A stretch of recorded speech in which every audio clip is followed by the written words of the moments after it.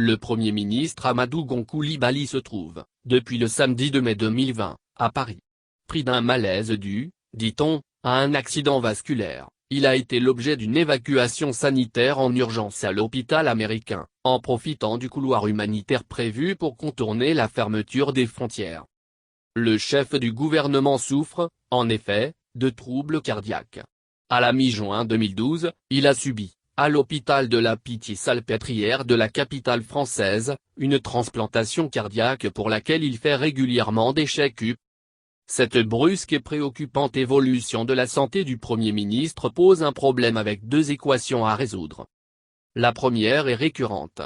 Elle est relative à la mise à la touche de nos médecins en raison du délabrement de nos hôpitaux. Car pour tous les maux, quelquefois bénins, nos autorités choisissent, depuis toujours et aux frais de la princesse, l'évacuation sanitaire.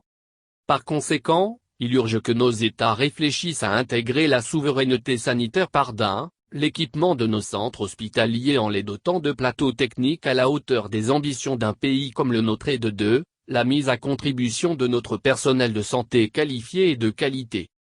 La seconde porte sur l'état de santé des candidats à la présidentielle.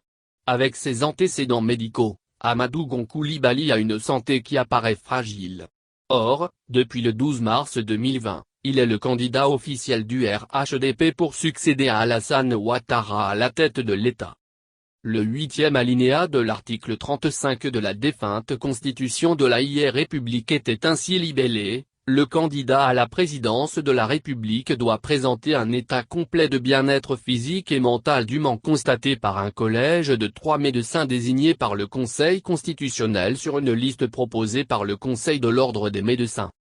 Cette disposition a disparu de la loi N-2016-886 du 8 novembre 2016 portant Constitution de la République. La santé est devenue un sujet tabou au point qu'un grand malade connu ou qui s'ignore peut légalement présider aux destinées du pays. Prions sincèrement pour que Agc recouvre la santé et revienne, ragaillardi, au pays pour reprendre sa place. Mais courageusement, tirons les leçons de tout ce qui arrive à notre pays pour avancer, la tête haute.